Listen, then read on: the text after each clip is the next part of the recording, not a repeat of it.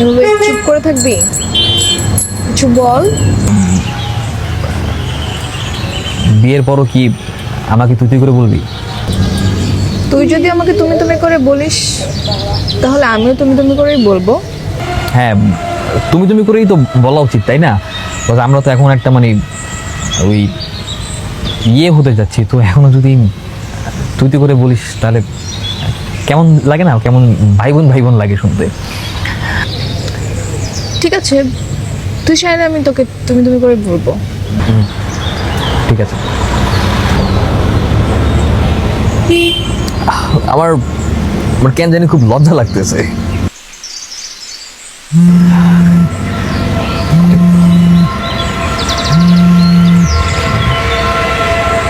হ্যাঁ, হ্যালো,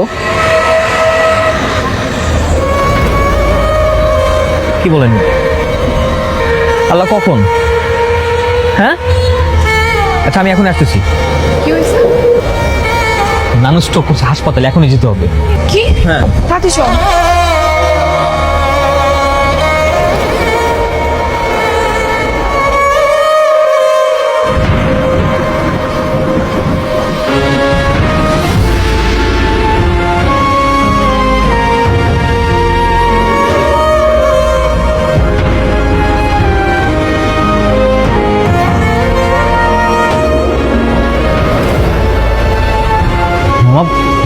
বাবা, বাবা, নানুর কি হয়েছে বলো তো?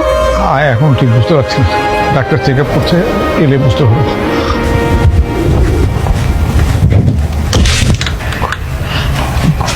ডক্টর, নানুর কি হয়েছে? কি অবস্থা তার? ওনার অবস্থা বেশি ভালো না, উনি লাইফ সাপোর্টে আছে। টাকা পয়সা নিয়ে আপনি কোনো চিন্তা করবেন না, আমরা যত টাকা লাগে সব টাকা ম্যানেজ করব। আপনি শুধু তার দ্রুত সুস্থতার ব্যবস্থা করেন। টাকা তো অবশ্যই লাগবে, ওনার হার্ট অপারেশন করতে হবে। আমরা 3 দিনের ভিতরে ওনার অপারেশন করব, এই সময়ের ভিতরে আপনার টাকাটা জোগাড় করেন। টাকা কি পরিমাণ লাগতে পারে? ওনার মাইনর একটা ইনফেকশন হয়েছে, সাথে অপারেশনও আছে, এতে অনেক টাকাই খরচ হবে। আমি রিসেপশনে বলে দিচ্ছি, ওনারা টোটাল খরচটা আপনাকে জানাবে। আমার সাথে একজন আসেন।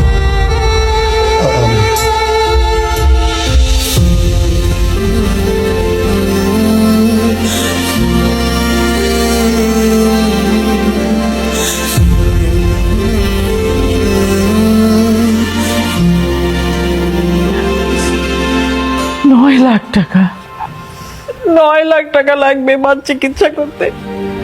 এতগুলো টাকা আমরা কোথায় পাবো?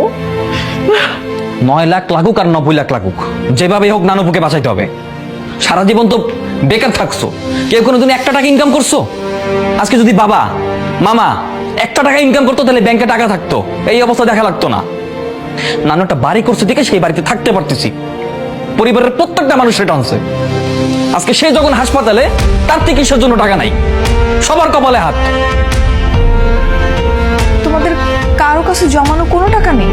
থাকবে কেমনে? 1 টাকা কেউ ইনকাম করছে? বেকার ভালো লোকের মতো দিনরাত শুয়ে বসে থাকছে। একজন তো সারাক্ষণ টিভি দেখতো, আর আমার বাবার কথা কি বলবো? ঘর জামাই। আমরা যে সিচুয়েশনে পড়বো কে কোনোদিন ভাবছিলাম? বাবা, এখন এই মুহূর্তে সব কথা বলতে নাই। হ্যাঁ, আমরা সবাই যদি চেষ্টা করি তাহলে কিন্তু অনেক বড় কাজ ছোট হয়ে যায়।